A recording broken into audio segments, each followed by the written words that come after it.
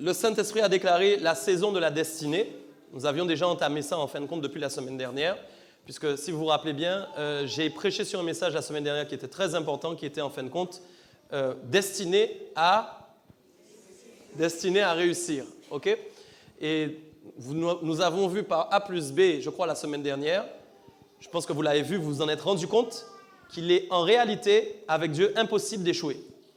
On se rend bien compte que si nous échouons, c'est qu'il y a quelque chose, nous, que nous n'avons pas réalisé ou pas fait. Et donc, ce n'est pas Dieu qui nous fait échouer, mais l'échec dépend finalement toujours des choix de l'homme. Ce sont les choix de l'homme qui le conduisent le plus souvent vers des échecs. Quand Dieu décide quand Dieu s'emploie à vous utiliser, le mot échec n'existe pas dans son jargon, ni dans son langage.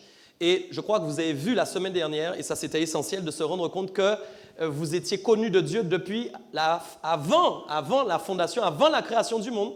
Dieu avait discuté avec vous, puisque nous avons vu qu'il a dit « je t'ai connu ». Et donc, s'il a déclaré qu'il t'a connu, c'est qu'à un moment, quelque part, vous vous êtes attablés, vous avez discuté, vous avez parlé.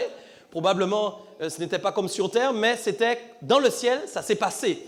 Et dans cette discussion qu'il y a eu avec Dieu, Dieu avait déjà la connaissance de chacun d'entre vous.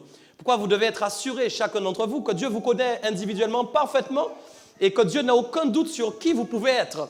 Maintenant, si vous doutez de qui vous pouvez être, effectivement, vous pouvez passer à côté. Pourquoi j'ai beaucoup boosté le peuple la semaine dernière à chercher son identité en Christ. Pourquoi? Parce que vous devez, au fur et à mesure du temps, découvrir ce que Dieu a préparé pour vous, là où il vous appelle, là où il vous attend, savoir vraiment dans quel domaine vous devez agir pour la gloire de Dieu. Amen? Donc, c'est très important que vous puissiez vous associer à l'œuvre du Saint-Esprit et continuer de marcher donc dans votre destinée qui est déjà activée, parce que votre destinée est déjà active. À partir du moment où vous avez choisi Jésus-Christ en tant que Seigneur et Sauveur, vous avez déclenché vous-même, vous avez mis le starter en route de votre destinée. J'espère que vous êtes conscient de ça. Votre destinée est donc activée par la puissance de Jésus-Christ. Je vous assure qu'aucun homme ne peut désactiver votre destinée. Aucun homme. La seule personne qui peut désactiver votre destinée, c'est vous-même. Je vous assure. Personne n'a le pouvoir de désactiver votre destinée, si ce n'est vous-même. C'est pourquoi bien souvent, nous cherchons des gens accusés, des coupables. Mais bien souvent, les coupables, c'est nous, mes amis. C'est nous les coupables. Donc, nous devons vraiment mettre tout en œuvre pour obéir à la parole de Dieu et aller plus loin avec lui. Aujourd'hui, nous allons parler donc d'un thème essentiel qui est sortir des schémas erronés de la destinée. Le premier titre que j'avais donné à ce message, ce n'était pas celui-là, tu vas comprendre un peu plus. C'était briser en fin de compte l'esprit de l'erreur. Briser l'esprit de l'erreur. Mais je trouvais ça encore plus parlant, puisque c'est la saison de la destinée, de se dire qu'effectivement, il y a un esprit d'erreur qui habite, qui existe, et qui peut venir en tout cas se frotter à nous, okay, pour nous empêcher de marcher totalement dans la vérité. Okay? Esprit de l'erreur, c'est quoi? L'esprit de l'erreur, c'est une inspiration en fin de compte qui nous amène à faire des choix qui ne sont pas les bons ou à croire en des choses qui ne sont pas les bonnes. J'aimerais vous dire que c'est essentiel ce message parce qu'en fait, dans la destinée, la chose qui va nous ralentir le plus dans notre destinée, ce sont nos erreurs. Moins il y a d'erreurs dans la destinée d'un homme, plus il atteint en fin de compte le but, plus il entre dans la vision que Dieu a établie dans sa vie, et plus il réussit dans le schéma auquel le Seigneur s'est appliqué dans sa vie. Donc, comprenez bien que nous sommes, mes amis, la Bible dit qu'il faut racheter le temps. Vous avez déjà lu ça dans la Bible. La Bible nous enseigne qu'il faut racheter le temps. Pourquoi? Parce que nous vivons des temps qui sont courts. Vous-même, vous avez l'occasion de vous rendre compte que tout est en accéléré. Vous n'avez qu'à voir cette année 2019. Moi, j'ai l'impression qu'elle n'a jamais commencé. Et pourtant, elle est déjà en train de... Voilà. Donc, les temps sont courts. Il nous faut donc racheter le temps. Et donc, mes amis, ce n'est pas le temps de se tromper. Le diable a très bien compris, évidemment, que les temps sont courts, que les temps sont comptés. Et donc, bien sûr, plus nous faisons des erreurs, plus ça l'arrange. Plus nous nous trompons, plus ça l'arrange. Plus nous faisons des erreurs, plus nous perdons du temps. Et vous voyez, si vous perdez du temps, vous n'êtes pas en train de racheter le temps, mais le temps est en train de vous racheter. Et ça, c'est un autre problème. Si le temps achète votre temps à vous, là, nous avons des problèmes très sérieux. Okay? Donc, c'est essentiel de saisir, de comprendre, mes amis, nous n'avons plus de temps à perdre. Nous n'avons plus de temps à perdre. Je vais donc parler ce soir de l'esprit de l'erreur et je vais essayer d'expliquer en tout cas comment nous pouvons perdre du temps, comment nous pouvons même louper notre destinée, okay, et passer à côté si nous n'avons pas assez de discernement pour saisir, pour comprendre des éléments essentiels de la parole. Je vais d'abord vous donner une définition, qui pour moi, une définition que j'ai écrite concernant l'erreur. Déjà, il faut vous dire que s'il y a l'esprit de l'erreur, c'est qu'il y a aussi l'esprit de la vérité. Ça, c'est essentiel à comprendre. S'il y a l'erreur qui existe, il y a aussi la perfection qui existe. Donc, il y a donc la vérité qui existe. Et nous, ce qui nous intéresse, bien évidemment, c'est quoi? C'est l'esprit de vérité. Okay? Ce n'est pas notre partage. L'esprit de l'erreur ne doit pas être notre cargaison ni notre partage. Voilà ce que j'ai écrit. Voilà qu'est-ce qu'est l'erreur. L'erreur, en fait, est une inspiration qui est erronée, qui s'immisce dans l'esprit de l'homme à partir du moment où il s'est détaché du Seigneur. Je vais redire ça. L'erreur est donc une inspiration qui est erronée, c'est-à-dire, en fin de compte, une inspiration qui n'est pas vraie, qui n'est pas bonne, qui va s'immiscer dans l'esprit de l'homme, écoutez bien, à partir du moment où il s'est détaché du Seigneur. Autrement dit, et nous le verrons bibliquement, quand quelqu'un s'attache à Dieu, amen, je répète, quand quelqu'un s'attache aux choses de Dieu, il va se protéger de l'esprit de l'erreur. Bien souvent, vous allez voir que le niveau d'attachement que vous avez envers Dieu va vous préserver de faire des erreurs. S'il y a des choses qui vous détachent de Dieu, les choses qui vous détachent de Dieu vont vous éloigner, en fin de compte, de la vérité. Ça, on le verra tout à l'heure. Okay? Deuxièmement, l'erreur a un but. Pour donner des définitions, l'erreur a pour but de vous égarer en vous faisant agir d'une manière erronée que vous pensez être la bonne. Je vais répéter. Elle a pour but de vous égarer en vous faisant agir d'une manière erronée que vous pensez être la bonne. Mes amis, là où le danger existe, c'est quand nous sommes dans l'erreur et que nous pensons que c'est bon. Ça, c'est un problème. Quand nous sommes dans l'erreur et que nous pensons en fin de compte que c'est bon, que c'est bien, là, c'est très dangereux parce qu'en fin de compte, nous sommes en train finalement de nous égarer du chemin de la vérité et à partir du moment où nous sommes en train de nous égarer, nous sommes forcément en train de nous éloigner de notre destinée. OK? Ça va. Je vais donc prendre un premier texte pour nous appuyer sur tout ça, qui est dans Marc 12, verset 24. Écoutez bien. Voilà ce que la Bible dit. Jésus leur répondit, « N'êtes-vous pas dans l'erreur ?» Si vous y êtes, on va lire ensemble. 1, 2, 3. Jésus leur répondit, « N'êtes-vous pas dans l'erreur parce que vous ne comprenez ni les Écritures, je n'ai pas entendu, ni la... On va dire, n'êtes-vous pas dans l'erreur parce que vous ne comprenez ni les Écritures? Ça, c'est un problème. Je vais recentrer un petit peu le texte tout à l'heure. En fin de compte, Jésus s'adressait à une partie de la population qui s'appelait les Sadducéens. Okay? Et sachez que Sadducéens, ça veut dire sage. Sage. Donc, en réalité, quand on les appelait Sadducéens, on les appelait sages. Bon, écoute, moi, si je t'appelle sage, c'est que j'estime que tu as de la sagesse. Okay? Donc, si je prends ce nom-là, ça veut dire que je suis en fin de compte sur la terre une représentation de la sagesse. Okay? Pourtant, Jésus va leur dire quelque chose d'important. Jésus va leur dire, vous avez beau être sage, mais en réalité, vous êtes dans l'erreur. Okay? Et Jésus va donner une définition du pourquoi. C'est-à-dire qu'il va leur expliquer ce qui fait qu'ils sont dans l'erreur. Et qu'est-ce qu'il va leur dire? Vous ne comprenez ni les Écritures, ni la puissance de Dieu. J'aimerais vous dire, écoutez bien, comprendre dans le grec veut dire voir. Dis avec moi, voir. Donc en fait, le texte dit en réalité qu'il ne voyait ni les Écritures et qu'il ne voyait pas, écoutez bien, il ne voyait ni les Écritures, ok, et il ne voyait ni la puissance de Dieu. Pourtant, c'est un peuple qui était très soudé, écoutez bien, à la loi mosaïque. Ok. Ça veut dire qu'ils s'étaient appuyés sur la loi écrite pour croire qu'ils avaient, dans leur mise en pratique de la loi écrite, assez de sagesse pour penser qu'ils étaient dans la vérité. Aujourd'hui, vous voyez quelque chose, vous pouvez très bien avoir une Bible ici devant vous, ok, connaître la Bible par cœur et être dans l'erreur. Ce n'est pas le fait que vous ayez une Bible qui prouve que vous êtes dans la vérité. Beaucoup de gens ont des Bibles dans leurs mains, mais sont dans l'erreur, mes amis. Allô? Beaucoup de gens même connaissent des versets par cœur, mais sont dans l'erreur. Ce n'est pas parce qu'on connaît la Bible, écoutez bien, qu'on est dans la vérité. C'est pourquoi, écoutez bien, il y a une découverte à faire, et c'est ce que nous allons voir ce soir. Vous allez voir très bien qu'il y a une façon, en fin de compte, de découvrir la vérité, et il faut la voir. Vous voyez, la Bible n'est pas faite pour être lue, elle est faite pour être vécue et vue. Vous voyez, nous y reviendrons tout à l'heure, la Bible dit que la lettre tue, mais que l'esprit va donner vie à la lettre. D'accord? Donc, il y a quelque chose de caché, même dans les Écritures, que vous n'êtes pas obligé de voir et que notre va voir. Il y a des choses, des fois, que quelqu'un va percevoir dans la Bible que notre ne va pas percevoir, selon la façon dont il va voir les Écritures.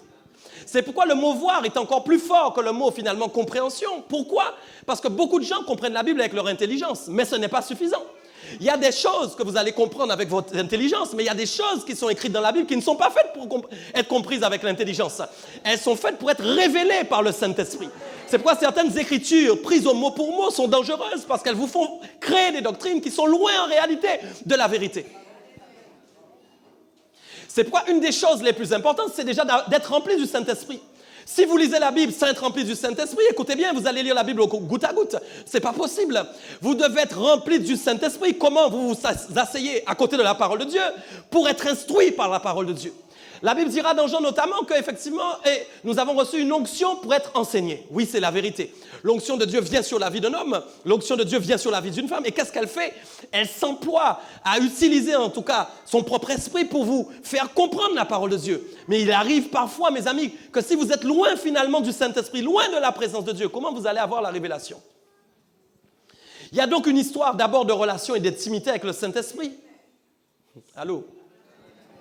Je dis bien, il y a donc déjà une histoire d'intimité et de relation avec le Saint-Esprit qui va vous permettre d'entrer dans la présence de Dieu pour obtenir la révélation de la parole. Mes amis, vous n'êtes pas appelés à lire la Bible comme un roman. Ce n'est pas ton appel, ce n'est pas la volonté de Dieu pour ta vie.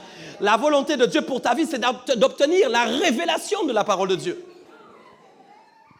Aujourd'hui, ce qui est très dangereux pour l'Église, c'est que l'esprit de l'erreur a réussi à entrer dans l'Église.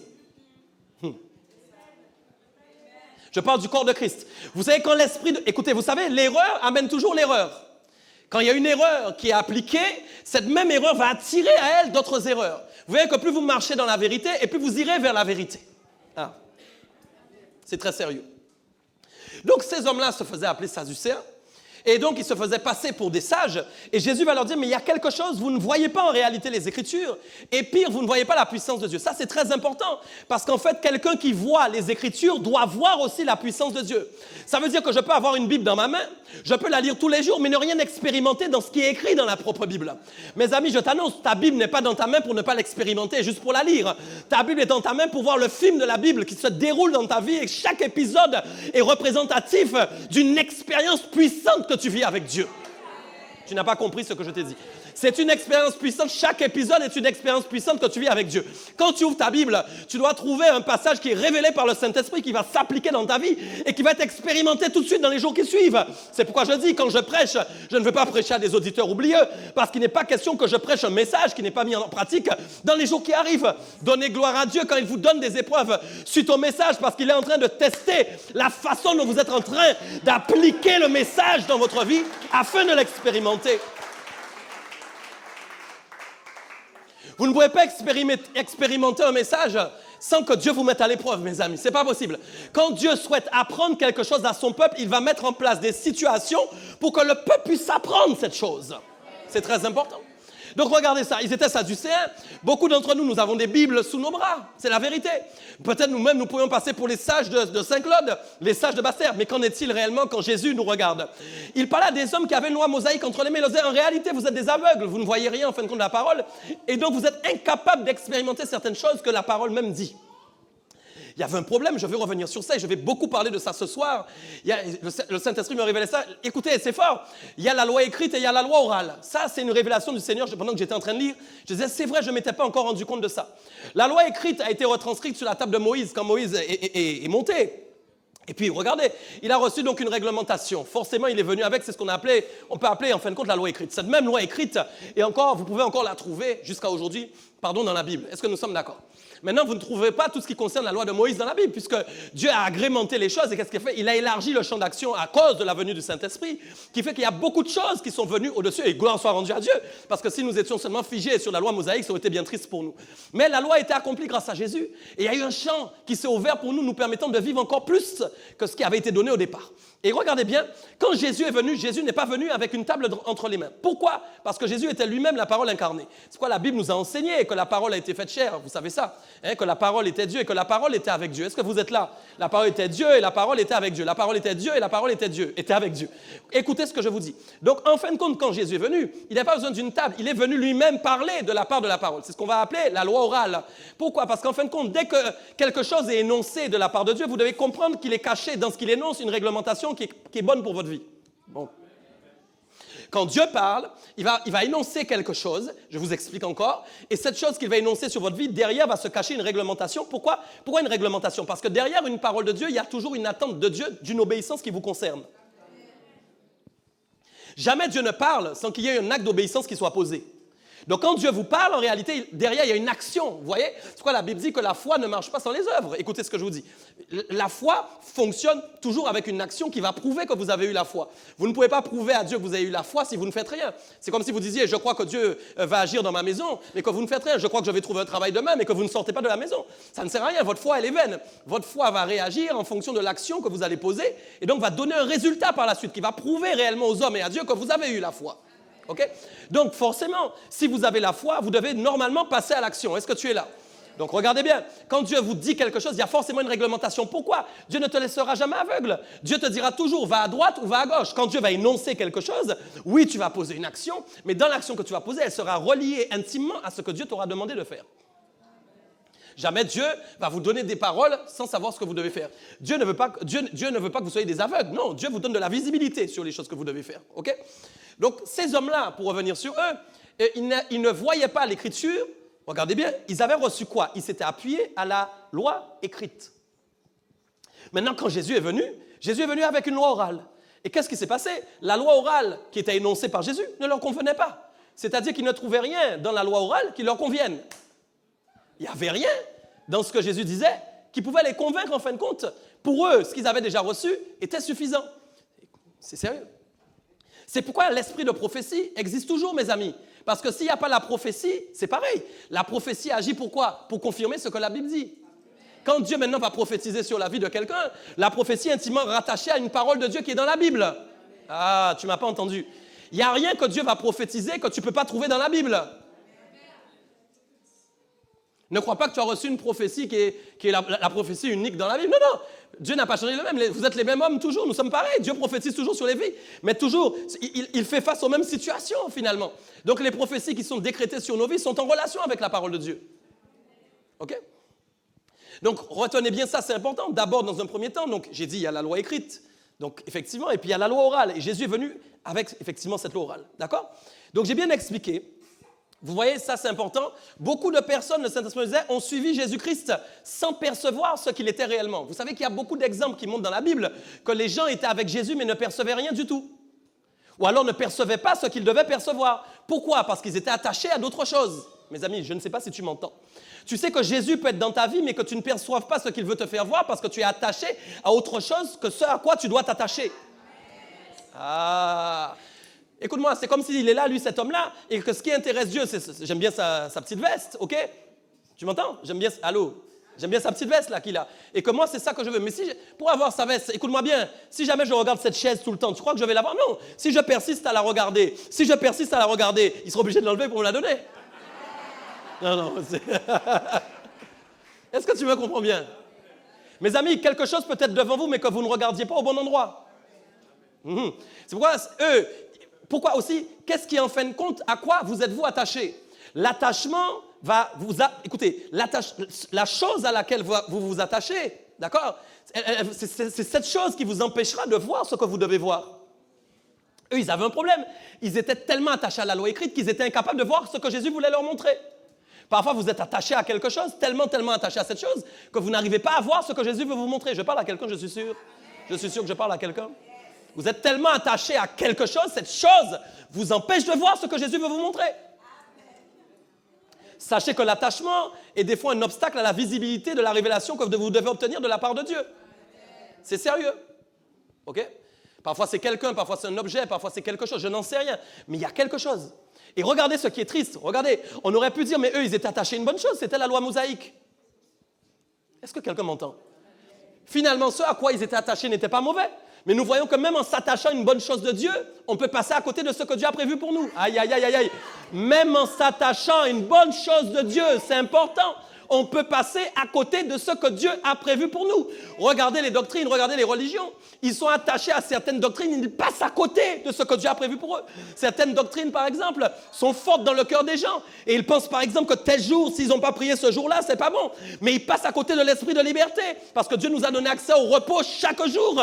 À l'époque, il y avait un repos d'un jour. Mais Dieu a donné accès au repos chaque jour. C'est pourquoi les jours ne comptent plus. Je n'ai pas besoin de compter les étoiles. Je n'ai pas besoin de compter le ciel. Je n'ai pas besoin de compter les nuages. Je sais que dès que je prie et que le Saint-Esprit est avec moi, je peux entrer dans sa présence. Et je sais que si je suis bousculé, il n'attendra pas une heure et un jour pour me permettre d'être dans la paix. Je peux donc avoir une vérité, m'attacher à elle alors qu'elle n'est plus valable de la façon dont elle doit être et me perdre à côté de ça. Beaucoup de gens passent à côté de leur destinée parce qu'ils sont attachés aux mauvaises choses. Mes amis, attention à quoi vous attachez même dans la Bible. Aïe, aïe, aïe. Vous voyez, les gens pensent que comme la Bible c'est un livre saint, ils s'attachent à certaines choses, ils pensent que c'est bon parce que c'est un livre saint. Je peux rendre la Bible mauvaise moi-même à cause, c'est pas qu'elle est mauvaise, c'est moi qui la rends mauvaise parce que j'en fais une mauvaise utilisation.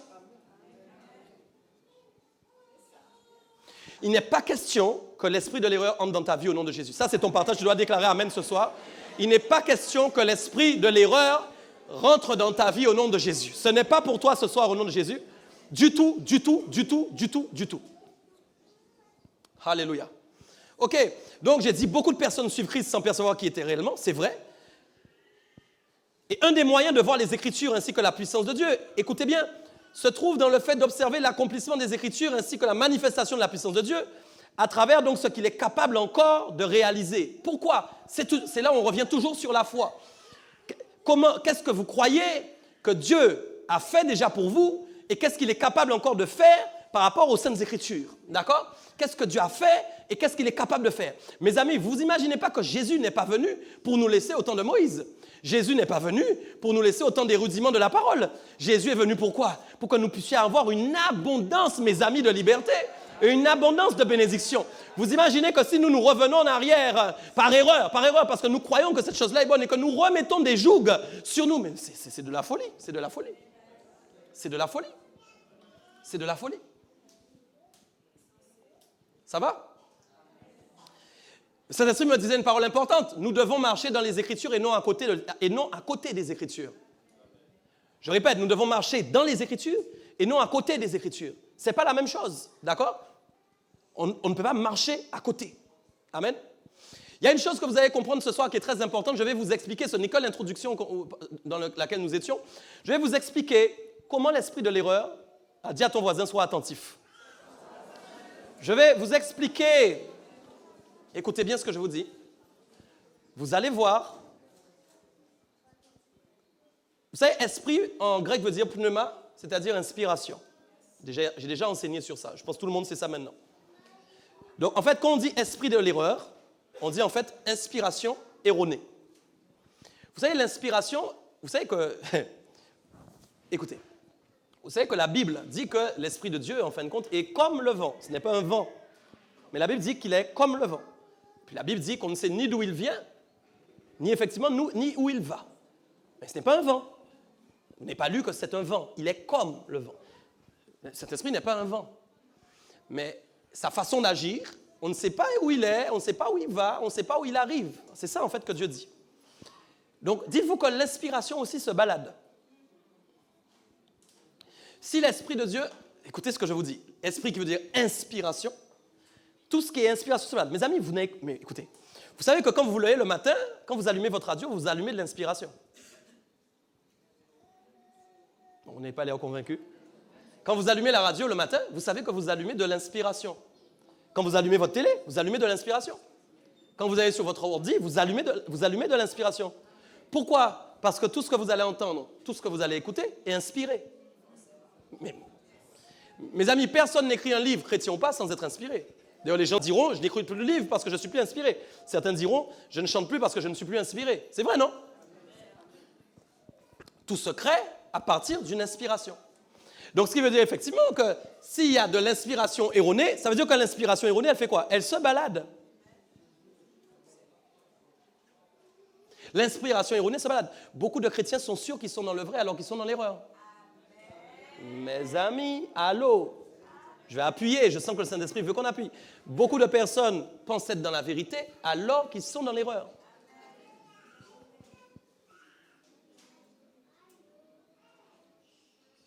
Vous ne pouvez pas interpréter la parole de Dieu comme vous voulez. Ah, Jesus. Vous savez que l'esprit de l'erreur est tellement entré dans l'Église que le diable l'utilise pour empêcher aux serviteurs de prêcher certains messages? Tu ne m'as pas compris, tu ne m'as pas entendu. L'esprit de l'erreur a pour but de dominer l'Église de Dieu, pour amener en fait dans l'Église du compromis. Ce n'est pas notre partage, c'est pas notre partage. C'est pas notre partage. L'esprit de l'erreur va pousser des gens à ne plus dire certaines vérités. Vous devez comprendre, vous devez comprendre, vous devez comprendre. C'est très sérieux ce que je vous dis. Résultat, des fois, certains messages ne sont plus prêchés parce que les gens pensent que ce message est faux, alors qu'en fait, c'est peut-être lui qui est vrai. Mais parce qu'eux, ils sont attachés à une fausse vérité et pensant qu'ils sont tellement dans la vérité.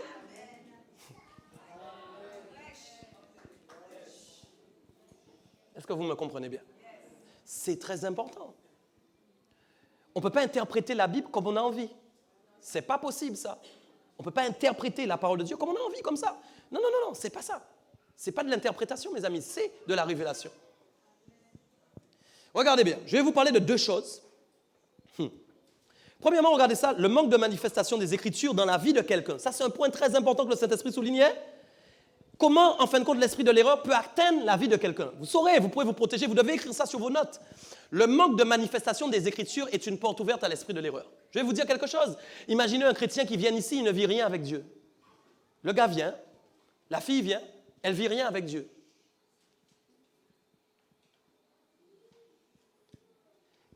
La parole de Dieu, elle est faite pour être expérimentée.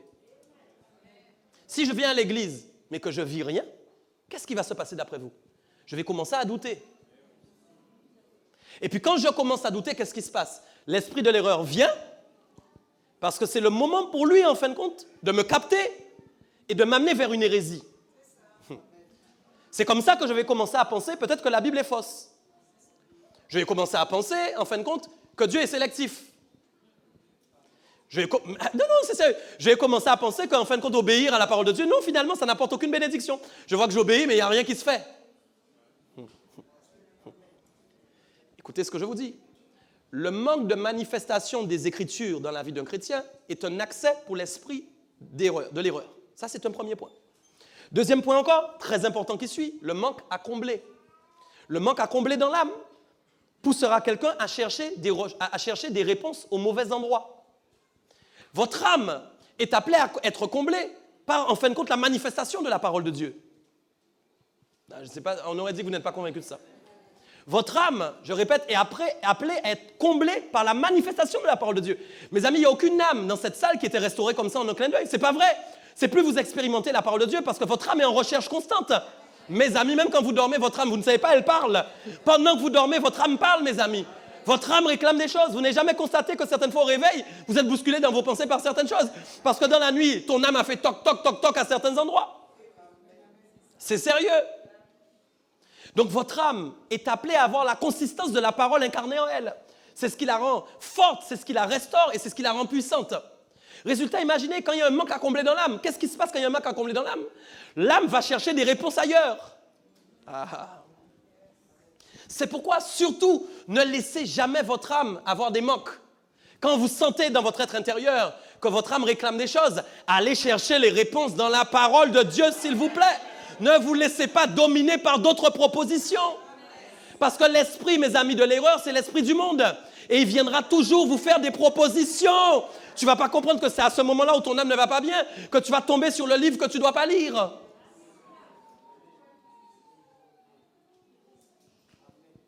Tu ne m'as pas compris? Tu ne m'as pas entendu?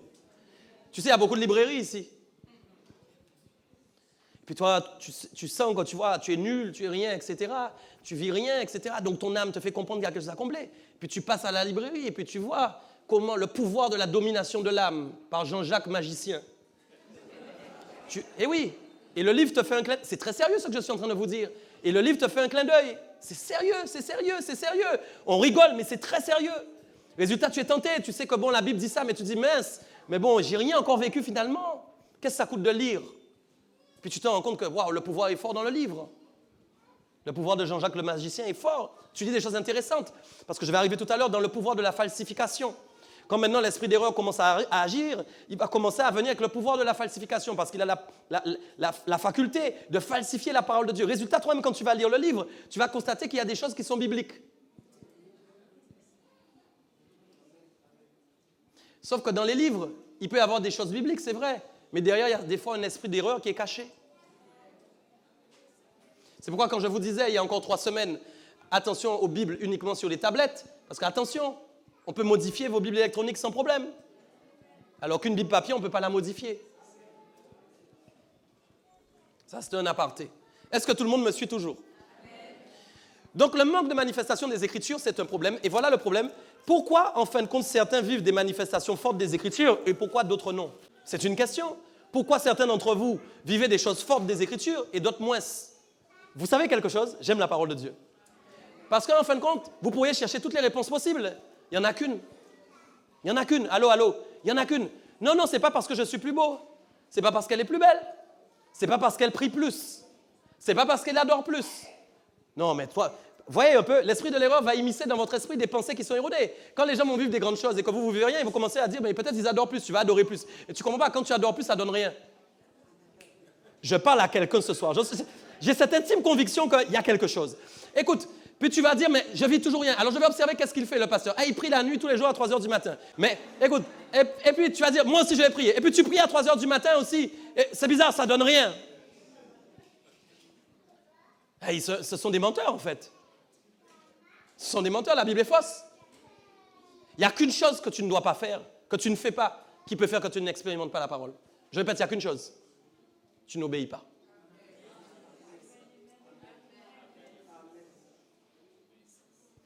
Je vais être catégorique. Je répète, je vais être catégorique.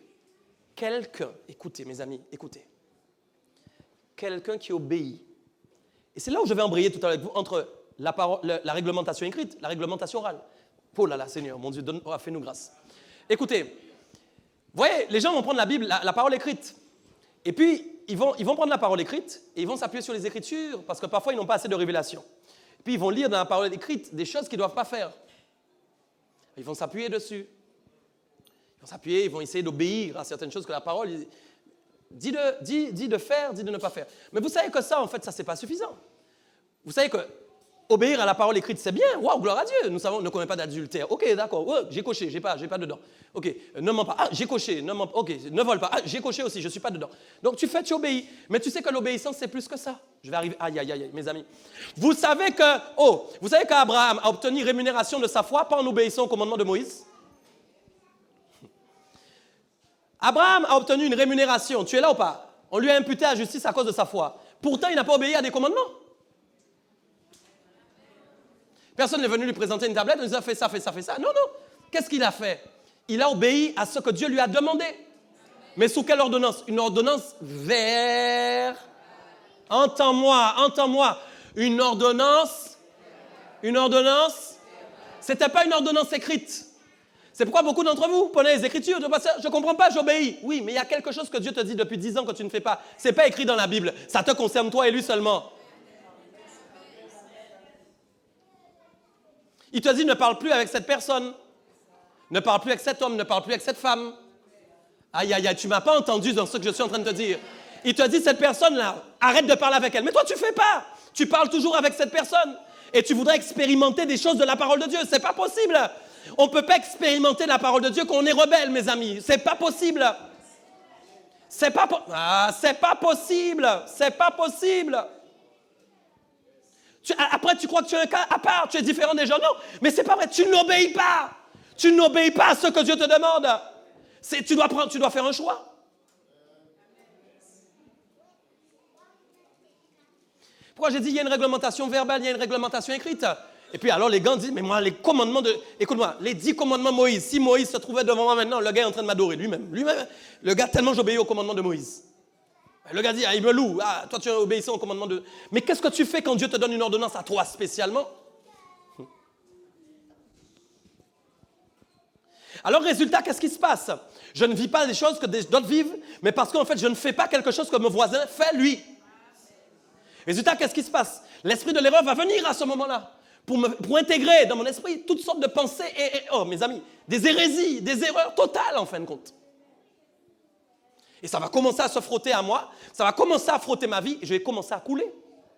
Parce que l'erreur est faite pour vous détruire, mes amis. L'erreur est faite pour vous détruire. L'erreur ne vous amènera jamais au succès. L'erreur vous amènera toujours à l'échec spirituel. Je ne parle pas du succès sur la terre. Vous pouvez avoir du succès sur la terre, tant mieux. Mais je parle de votre succès spirituel.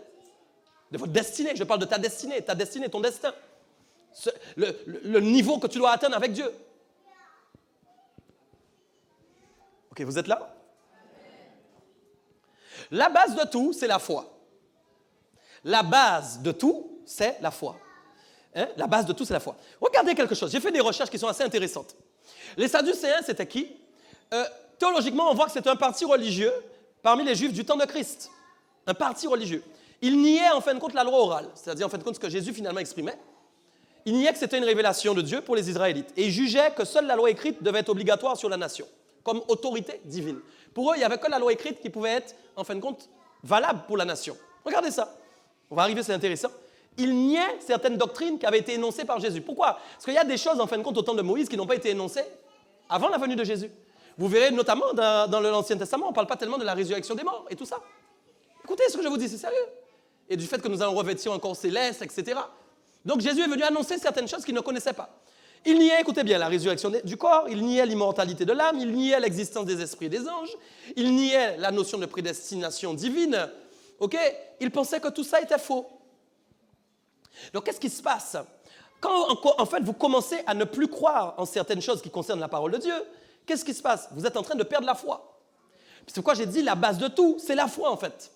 Donc comme eux, ils ne croyaient pas à ce qui était énoncé, ils n'avaient aucune foi en ce qui était énoncé. On va arriver, vous allez comprendre. Le manque de manifestation donc, des Écritures est souvent dû au manque d'obéissance, je l'ai dit. Pourquoi? Ils étaient donc incapables d'obéir, mes amis. Quand il n'y a pas de foi, il ne peut pas y avoir d'obéissance. Je vais t'aider, dis aide-moi. Ah, mais c'est sérieux. Si tu n'arrives pas à obéir à quelque chose, c'est que tu n'as pas la foi en cette chose. Tous, écoutez.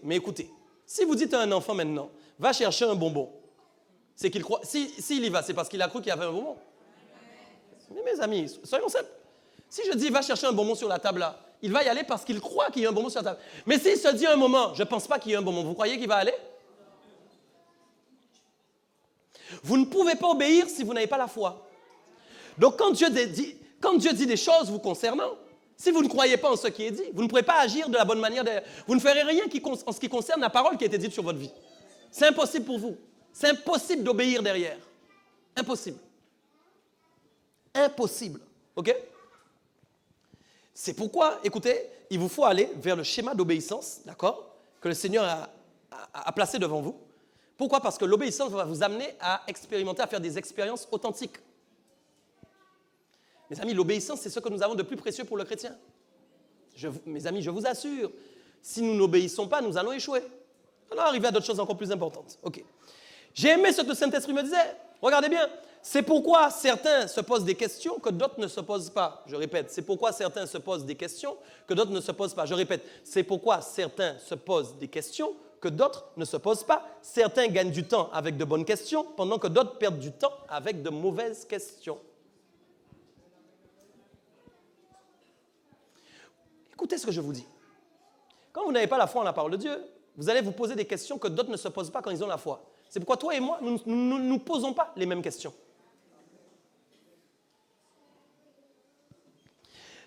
Ces gens-là, les Sadducéens, qui se disaient sages, qu'est-ce qui s'est passé? Le fait qu'ils n'avaient pas mis leur foi, en fin de compte, dans ce qui était énoncé, ils ont commencé à se poser des questions que d'autres ne se posaient pas. Ah là là. Attends, on va arriver. Ça, c'est un drame. C'est dramatique. C'est dramatique. Tu sais que des fois, tu te poses des questions et que tu es en train de perdre du temps. Il y a des questions que tu n'as pas à te poser.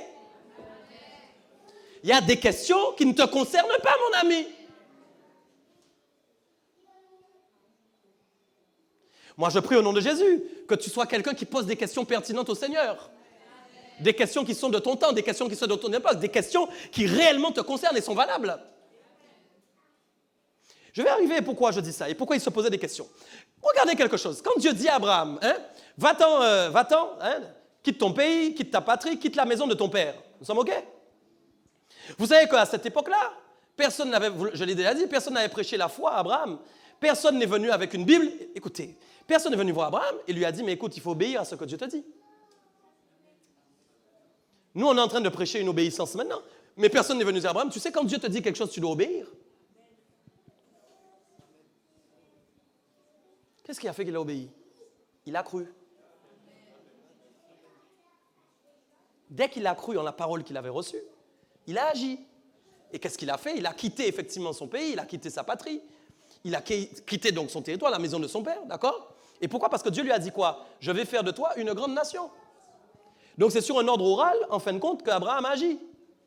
C'est sur un ordre oral qu'Abraham agit. Je répète, c'est sur un ordre oral qu'Abraham agit. Vous ne pouvez pas quitter la Guadeloupe et partir en France alors que Dieu ne vous a donné aucun ordre. Vous ne pouvez pas quitter la France et partir au Canada alors que Dieu ne vous a donné aucun ordre. Allô, allô, allô, allô, allô. Allô, allô, allô. Vous êtes des fous dangereux. Bon, j'ai parlé. Vous êtes des fous. Vous êtes des fous.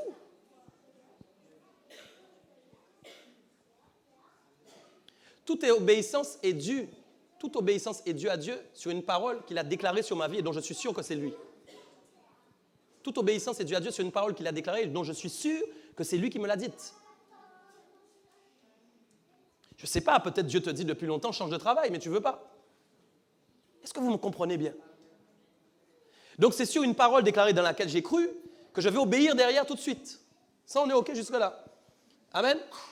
Donc sa foi face à la loi orale prononcée lui a permis à ce moment d'expérimenter, malgré, écoutez bien, son âge élevé, et c'est ça qui est fort, la réalisation des promesses à travers la naissance d'Isaac. Pourquoi? Parce que même quand Dieu a déclaré cette parole, vous le savez, Abraham a attendu longtemps avant de voir Isaac naître. Je ne sais pas si vous êtes là, mais on va arriver sur un sujet très intéressant tout à l'heure. Tu vas voir, dis, ça va être intéressant. Tu vas voir, ça va être intéressant. Donc, voilà. Mes amis, vous devez donc garder en tête que quand Dieu donne une parole sur vous, il attend en fin de compte l'obéissance constante derrière. Alors bien sûr, j'ai dit ça commence par la foi, parce que j'ai dit qu'il ne peut pas y avoir d'obéissance sans la foi. Il faut d'abord que vous puissiez mettre votre foi dans les choses. Ça, c'est une chose essentielle. On va continuer parce que c'est intéressant. Regardez bien la problématique des Sadducéens. J'ai dit tout à l'heure, il y a des gens qui se posent des questions qui ne devraient pas se poser. Regardez ce qui leur est arrivé, j'ai beaucoup aimé. Un, ils ne croyaient pas en la résurrection des morts. Vous vous rappelez, je l'ai dit tout à l'heure. C'est-à-dire que pour eux, ils ne pensaient pas qu'on pouvait ressusciter. Ils n'ont pas lu ça, en fin de compte, dans ce qu'ils ont lu. Ils n'ont pas lu ça dans les Écritures, pardon. Et puis, regardez bien, ils se posent une question qui est essentielle, j'aime beaucoup. Avec qui ils seront mariés quand ils seront dans le ciel?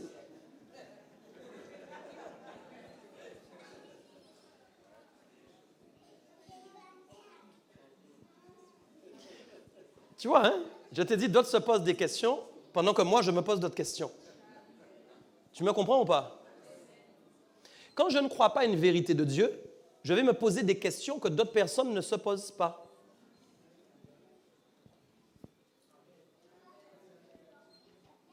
Donc les gars, ils ne croient pas. Regardez bien que d'un seul principe auquel ils n'ont pas cru, où ils sont déjà arrivés. Alors, ils ne croient pas à la résurrection des morts.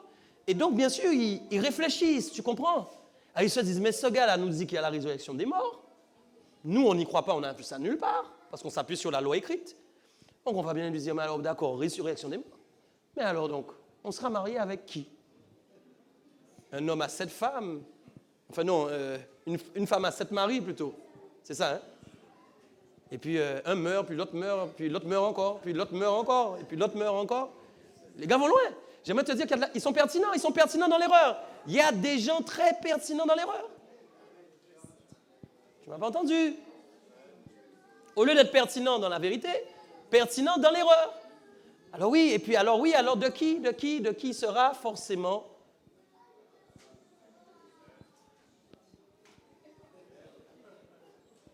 C'est là où en fait, voilà, la lettre tue, j'ai dit, mais l'esprit, en fin de compte, va donner vie aux Écritures. L'Esprit de Dieu va venir, va prendre les Écritures, et puis elle va donner de la vie aux Écritures. Hein? C'est ce que j'ai dit tout à l'heure. Et lui-même, Jésus, il va faire quelque chose. Il va donner une des paroles de l'Écriture qui est très intéressante. Et voilà ce qu'il va dire. En Marc 12, versets 26 à 27. Il va dire, « Pour ce qui est de la résurrection des morts, n'avez-vous pas lu dans le livre de Moïse ce que Dieu lui dit à propos du buisson? » Écoutez bien. J'aime Jésus. Ah, si tu aimes Jésus, dis-le aussi. J'aime Jésus.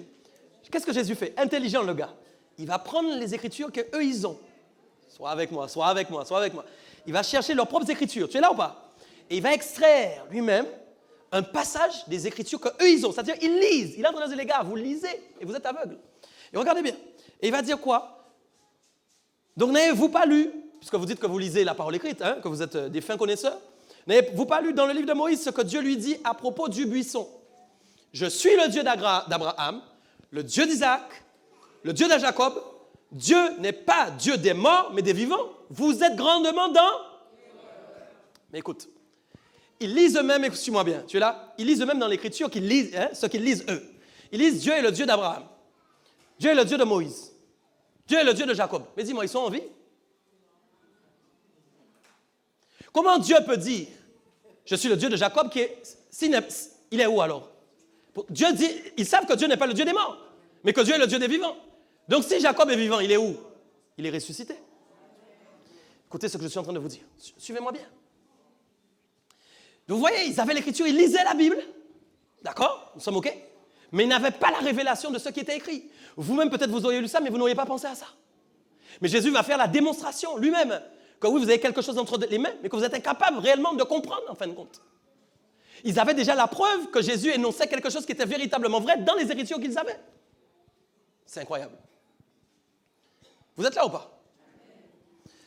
Donc, il va leur dire, vous êtes grandement dans l'erreur parce que vous êtes en train de vous poser des questions que vous ne deviez pas vous poser. Vous savez très bien plus loin, il va leur dire qu'on va être comme les anges, etc. Et que donc voilà, il va leur expliquer à ce moment-là, ok, ce qui se passe. Ok. Ils avaient un double problème aussi, c'est qu'ils étaient incrédules et qu'ils étaient orgueilleux. Mes amis, attention à ne pas croire que vous êtes arrivés et que vous connaissez tout. Vous devez toujours laisser une place à votre cœur pour être enseigné parce que la parole a encore à vous enseigner. Quand vous pensez être trop sûr de vous, c'est dangereux, attention. Je n'ai pas dit de ne pas être sûr, mais trop sûr de soi, ce n'est pas bon non plus. Attention à l'orgueil, attention à l'incrédulité, ça a créé des obstacles eux-mêmes à la compréhension de l'Écriture. Parfois, un message que Dieu veut donner ne va pas passer parce que vous êtes trop sûr de vous. L'humilité, mes amis, doit être dans votre quotidien. Et puis, il y a autre chose qui suit qui est très intéressante. C'est pourquoi j'ai dit, ça va vous plaire. Écoutez, regardez bien quelque chose. Paul a déclenché des paroles orales. Paul, lui, il est venu et il a donné aussi des choses prophétiquement qu'on a retranscrites dans la Bible que vous lisez. D'accord? Et des choses que la pensée de l'Esprit lui a données, qui étaient peut-être incompréhensibles aux hommes, mais qui sont compréhensibles maintenant, parce que nous avons l'Esprit de Dieu. Okay? Donc lui-même a reçu des choses. Et j'aimerais lire ça avec vous, parce que ça aussi c'est intéressant, et on va le voir tout à l'heure. Okay? Dans 1 Corinthiens 7, versets 29 à 35, écoutez bien. Si vous n'avez pas le temps de prendre la Bible, ce n'est pas grave. Voici ce que je dis, frère, c'est que le temps est court. J'ai dit ça au début du message, tu te rappelles? Voilà ce que je dis, frère, c'est que le temps est court, que désormais ceux qui ont des femmes soient comme n'en ayant pas. Que ceux qui pleurent comme ne pleurant pas. Donc je pleure, mais je dois faire comme si je ne pleure pas. Ok. Que ceux qui se réjouissent comme ne se réjouissant pas. Donc j'ai la joie, mais je dois être comme si je ne me réjouis pas. D'accord. Ok. Que ceux qui achètent comme ne possédant pas. Donc j'achète, mais je dois vivre comme si je n'ai pas. Ok. Et ceux qui usent du monde comme n'en usant pas, car la figure de ce monde passe. Ok. Or, je voudrais que vous fussiez sans inquiétude. Écoutez, celui qui n'est pas marié s'inquiète des choses du Seigneur, des moyens de plaire au Seigneur. Celui, je répète, qui n'est pas marié s'inquiète des choses du Seigneur. Ok? Celui qui n'est pas marié s'inquiète des choses du Seigneur.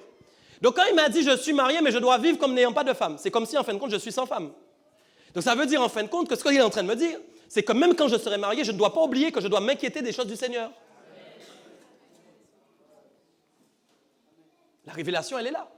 Il n'est pas en train de me dire de saccager ma femme parce que Dieu veut que je vive. C'est pas ça qu'il est en train de me dire, non. Il est en train de me dire, attention, je vais me marier, mais je ne dois pas oublier Dieu dans l'affaire. Ah, écoute ce que je te dis. Pourquoi? Parce que quand je serai dans le ciel, ma femme ne sera plus ma femme. Donc, écoutez, femme ou homme, mes amis, écoutez-moi ce que je vous dis. Ne laissez aucune femme ni aucun homme prendre la place de Dieu dans votre cœur. C'est dangereux. C'est extrêmement dangereux. C'est ça l'esprit de l'erreur. C'est ça l'esprit de l'erreur, mes amis. C'est ça l'esprit de l'erreur. Vous ne pouvez, mais regardez comment l'erreur rentre. Elle peut vous empêcher de comprendre, mais elle peut aussi vous faire mal comprendre pour que vous puissiez mal agir. Parce que si vous prenez ça textuellement, vous allez croire, vous allez machin votre femme, vous allez dire à votre femme, écoute-moi bien toi, mais Paul m'a dit que tu n'existes pas. Tu es là, mais tu n'existes pas. Imaginez le truc. Je vous assure, je suis convaincu qu'il y a des chrétiens qui l'ont déjà fait. Moi, je vous le dis, je suis convaincu. Je suis sûr. Et je peux croire fermement que c'est vrai, que c'est ça la vérité, que c'est ça la doctrine.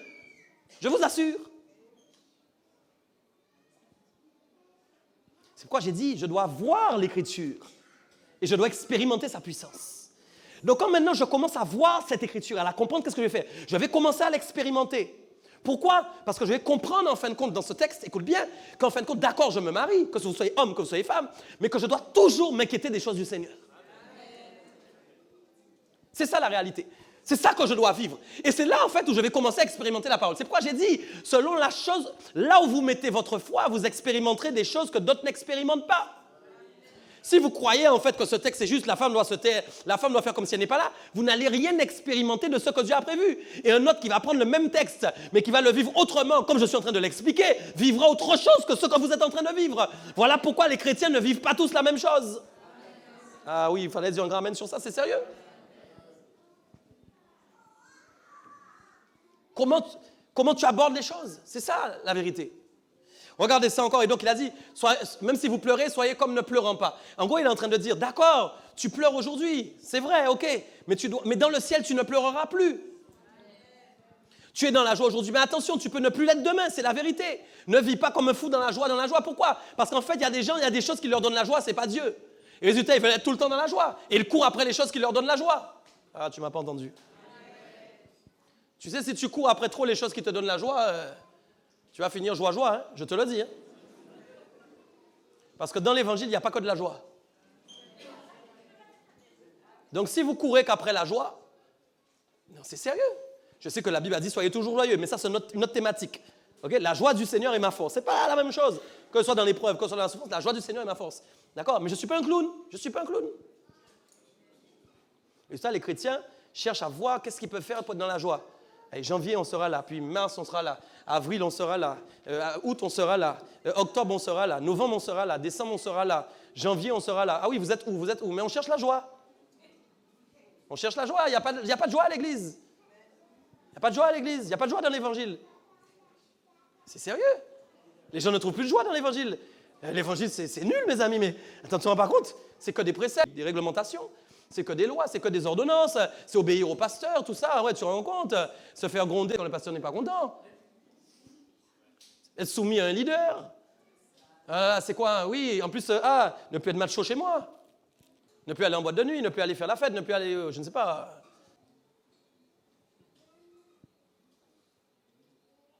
Est-ce que tu trouves réellement la joie dans le Seigneur? Ça, c'est la question. Est-ce que réellement tu as rencontré Dieu pour avoir une joie parfaite dans ton cœur, qui fait que tu n'as plus besoin des choses du monde pour être dans la joie? Amen. Si ta joie est attachée à d'autres choses que Dieu, le jour où il n'y aura plus ces choses-là, où est-ce que tu vas trouver ta joie? Tu ne m'as pas entendu. Tu vas trouver ta joie où, dis-moi? Moi, j'attends, moi, je garde ma joie du Seigneur, je profite des choses que le Seigneur me donne sur la terre, ok, mais je peux m'en passer. C'est là, c'est pas là, c'est pas là. La figure de ce monde passe. Amen. Dis un grand amen, acclame Dieu si tu es là toujours. J'ai pas fini. Ok. Paul avait dit au verset 35, je dis cela dans votre intérêt, ce n'est pas pour vous prendre au piège. Mais oui, il est obligé de dire ça. Ne croyez pas que je suis en train de vous tendre un piège pour vous dire soyez comme n'ayant pas de femme et tout ça. Ce n'est pas un piège que je vous tends, non. C'est pour vous porter à ce qui est bien séant et propre à vous attacher au Seigneur sans distraction. Je répète, ça c'est important. C'est pour vous porter à ce qui est bien séant et propre à vous attacher au Seigneur sans distraction. Rappelez-vous de la définition que j'ai donnée tout à l'heure quand je vous ai expliqué qu'est-ce que l'erreur. Je vous ai dit quoi? L'erreur est une inspiration erronée qui s'immisce dans l'esprit de l'homme à partir du moment où il s'est détaché du Seigneur. Vous vous rappelez? Et là, Paul va dire quelque chose de très important. Il va dire quoi? Regardez ça. On vient de le lire. Il va dire, voilà, vous devez vous porter à ce qui est bien séant et propre à vous attacher au Seigneur sans distraction, sans distraction, sans distraction. Voilà. Donc, il est bien en train de dire, en fin de compte, que les gens qui ne s'attachent pas au Seigneur, qu'est-ce qui va leur arriver, mes amis? Eh oui, ils ne seront pas satisfaits. Eh oui, mes amis, ils ne seront pas satisfaits. Et s'ils ne sont pas satisfaits, l'esprit de l'erreur va venir les toucher. Mais oui, parce qu'ils vont être dans l'erreur sans même s'en rendre compte. Ils seront poussés vers des choses qui sont erronées, mais sans s'en rendre compte. Vous devez vous attacher au Seigneur fortement, mes amis, quel que soit ce qui se passe. Je vais finir par une dernière phase, qui est la phase de la falsification dont je voulais parler ce soir, et qui est aussi très importante. J'ai dit tout à l'heure, effectivement, que le diable aussi, regardez bien, travaille sur le plan de la falsification. Qu'est-ce que la falsification? C'est faire croire que quelque chose est vrai alors que c'est faux. C'est vrai, non? Il y a deux choses à retenir sur la falsification et que je veux que vous reteniez ce soir. Elle peut venir de l'extérieur pour vous tromper. Elle peut se manifester en vous-même et vous empêcher vous-même de présenter la vérité. Je vais répéter ça. Elle peut venir de l'extérieur, la falsification, pour vous tromper vous-même. C'est-à-dire, en gros, quand on vous présente un document falsifié, vous croyez qu'il est vrai alors qu'il est faux. Ça va? Et puis, une deuxième phase, elle peut se manifester en vous-même, OK, pour vous empêcher de présenter la vérité. C'est deux phases. Je vais m'appuyer sur un texte aussi qui est intéressant. 1 Jean 4, versets 1 à 3. 1 Jean 4, versets 1 à 3 nous dit quoi? Bien-aimés, n'ajoutez pas foi à tout esprit, mais éprouvez les esprits pour savoir s'ils sont de Dieu, car plusieurs prophètes sont venus, faux prophètes sont venus dans le monde. Écoutez, ça c'est important. Reconnaissez ceci à l'Esprit de Dieu. Tout esprit qui confesse Jésus-Christ venu en chair est de Dieu. Vous êtes là? Tout esprit qui confesse Jésus-Christ venu en chair est de Dieu. Et tout esprit qui ne confesse pas Jésus n'est pas de Dieu. C'est celui de l'Antéchrist, dont vous avez appris la venue et qui maintenant est déjà dans le monde. OK. Donc la Bible dit effectivement de ne pas croire à toutes les inspirations que vous voyez. Allô, allô, allô. Il y a quelque chose que j'ai aimé qui est très, très, très... Voilà, écoutez bien, vous allez comprendre ce que je suis en train de dire quand je parle de falsification. Regardez ça bien. Qu'est-ce que ça veut dire éprouver les inspirations? Puisqu'il dit d'éprouver l'esprit, mais éprouver les inspirations. D'accord? Il y a une chose qu'il a dit qui est très importante. Regardez ça bien.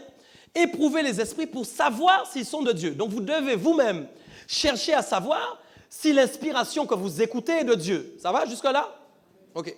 Mais il va donner un deuxième indice. Il va dire quoi? Reconnaissez à ceci l'Esprit de Dieu. Il va dire voilà comment vous pouvez reconnaître si c'est l'Esprit de Dieu qui est en train d'agir. OK. Et il va dire quoi? Tout esprit qui confesse Jésus-Christ venu en chair est de Dieu. Voilà. Vous savez que Jésus avait la nature humaine et la nature divine. La Bible est en train de nous enseigner que certaines personnes peuvent parler de Jésus, mais sans jamais dire qu'il était Jésus en chair. Écoutez ce que je vous dis, c'est sérieux. Écoutez ce que je vous dis, c'est très sérieux. Vous voyez, quelqu'un peut vous dire Jésus, Jésus, vous savez que ça ne veut rien dire? Quelqu'un peut vous dire je crois en Jésus-Christ, vous savez qu'il ne vous a rien dit? La Bible dit que celui qui est capable de dire que Jésus-Christ existe dans le ciel, mais qu'il est aussi venu sur la terre, celui-ci est de Dieu. Écoutez ce que je vous dis. Voilà ce que la Bible enseigne. Mais il faut aller plus loin. Si vous restez sur simplement ça, ce n'est pas suffisant. Ce que la Bible est en train d'expliquer ici, c'est qu'il est en train de vous dire que la falsification, en fait, enlève la vraie nature des choses. Si je ne dis pas tout ce qu'est Jésus, je suis en train d'enlever la vraie nature des choses. Si je choisis qu'une seule façon de le présenter, je suis en train d'enlever la vraie nature de Jésus. Or, quand je le présente en tant que Seigneur dans le ciel, mais aussi en tant que celui qui est venu sur la terre, je suis en train de déclarer sa vraie nature complète à 100%. Je ne le connais pas seulement quand il était dans le ciel, mais je le connais aussi quand il est venu sur la terre. Est-ce que vous me comprenez bien? La falsification est donc un système qui s'installe à partir du moment où on enlève la vraie nature des choses. Je vais arriver avec toi et tu vas comprendre. Parce que j'ai dit que parfois, donc, certains serviteurs, vous ne le savez pas, peut-être que vous écoutez des gens, même parfois même des chrétiens peuvent rester pris avec des doctrines, ils ne s'en rendent même pas compte, je vous l'assure, des gens qui ne sont même pas réellement convertis. Parce qu'ils entendent Jésus. C'est très sérieux. Donc c'est important de comprendre, mes amis, que ce n'est pas ce que vous entendez. Vous ne devez pas vous appuyer seulement sur ce que vous entendez, mais vous devez éprouver en fin de compte ce qui est derrière. Et ça, c'est ce que la Bible dit. Vous devez éprouver ce qui est derrière. Je n'ai pas fini avec ça parce que c'est important. Donc l'esprit de l'erreur se cache dans la falsification de la vraie nature des choses. L'esprit de l'erreur se cache dans la falsification de la vraie nature des choses. Je vais arriver. J'ai dit tout à l'heure que ça peut venir de l'extérieur. Vous vous rappelez? J'ai dit c'est pourquoi il y a des gens qui peuvent vous happer. Ça vient de l'extérieur. Mais maintenant, ça peut émaner de vous même sans que vous vous en rendiez compte. Je vais vous le prouver, vous allez voir. Si vous prêchez un évangile falsifié, c'est comme offrir un magnifique cadeau vide. C'est ça que le Saint-Esprit me disait. Écoutez, si vous prêchez un évangile falsifié, c'est comme offrir un magnifique cadeau vide. Je ne sais pas si vous m'avez compris. En réalité, mes amis, vous n'avez pas le droit vous-même de falsifier Jésus. Vous pouvez évangéliser dans l'erreur. Ne falsifiez jamais Jésus. Mais annoncez le Jésus qui était à la croix, qui était sur terre, qui a fait des miracles, qui a fait des prodiges, qui est mort à la croix, qui est ressuscité le 3e jour et qui maintenant est supérieur dans le ciel et sa suprême autorité se manifeste pour vous maintenant. C'est lui que vous devez prêcher. Écoutez ce que je vous dis, c'est sérieux. Il y a un verset qui dit, et il est très important, nous sommes de Dieu, celui qui connaît Dieu nous écoute, celui qui n'est pas de Dieu ne nous écoute pas. Celui qui connaît Dieu nous écoute, celui qui n'est pas de Dieu ne nous écoute pas. C'est par là que nous connaissons l'esprit de la vérité et l'esprit de l'erreur. C'est pourquoi, mes amis, quand vous annoncez le Jésus dont je suis en train de vous parler, il y a des gens qui ne peuvent pas vous écouter. Quand vous annoncez le vrai Jésus, il y a des gens qui ne peuvent pas vous écouter.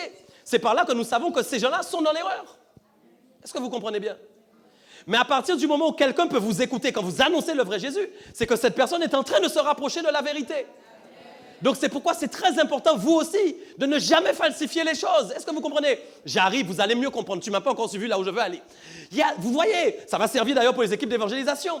Quand vous allez dehors et que vous allez prêcher l'évangile et que vous commencez à le falsifier, attention, parce que vous pouvez le falsifier sans le vouloir.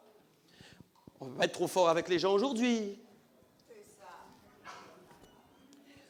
Lui, là, je sais qu'il est méchant. Donc bon, si je commence à lui parler de cette manière-là de Jésus, attention. Qu'est-ce qui se passe? Quand vous prêchez un Jésus falsifié, vous aurez des conversions falsifiées.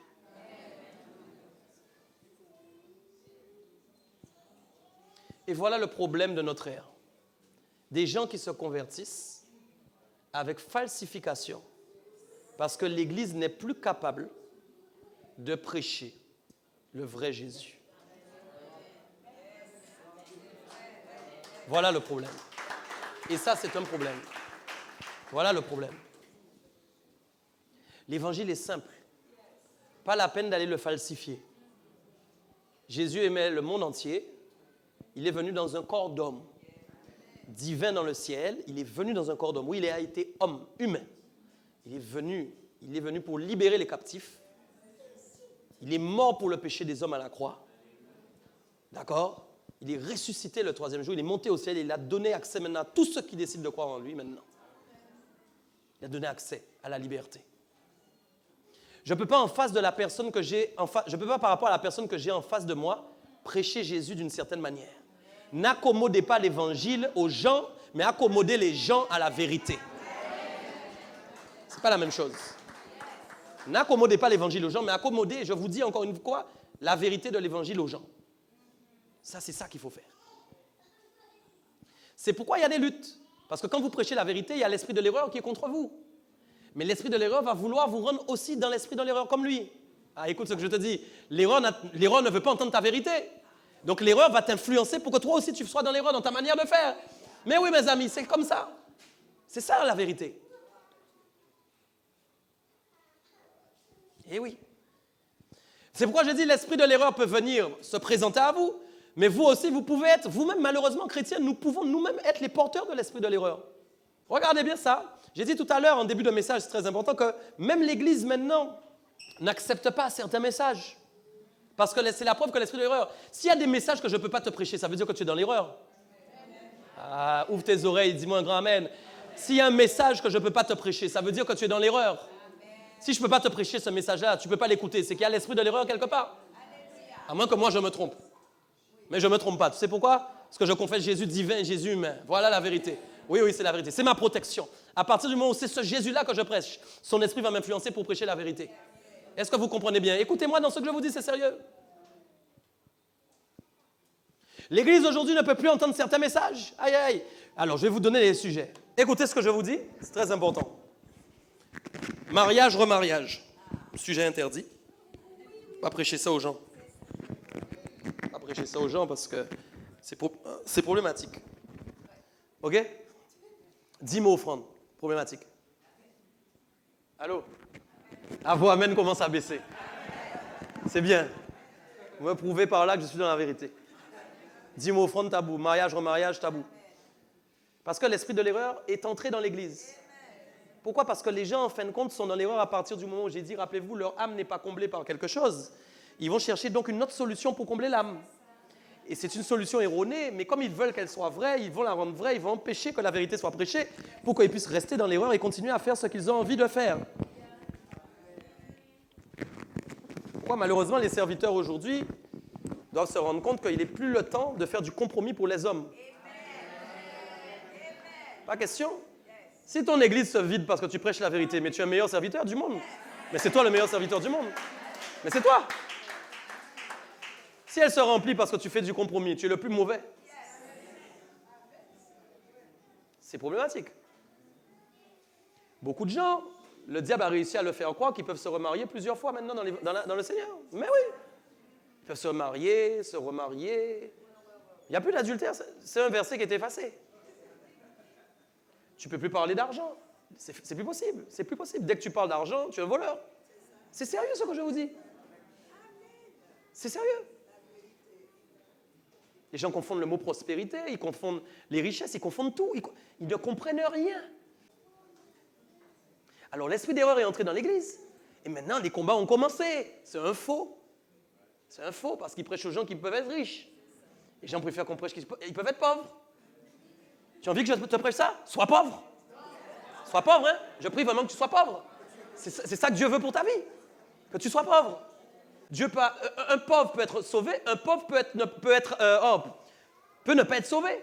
Comme un riche peut être sauvé, comme un riche peut ne pas être sauvé. Mais c'est une hérésie.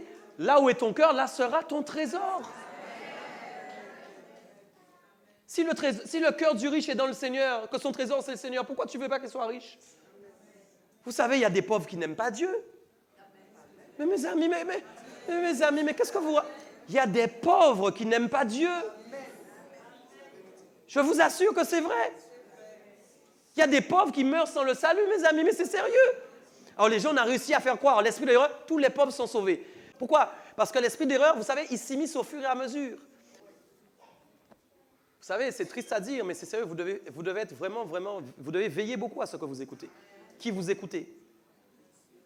L'inspiration vient toujours de quelque part, et parfois vous ne savez même pas ce qui se passe, mais pendant que vous écoutez un message, il se passe quelque chose dans votre cœur. Vous ne savez même pas.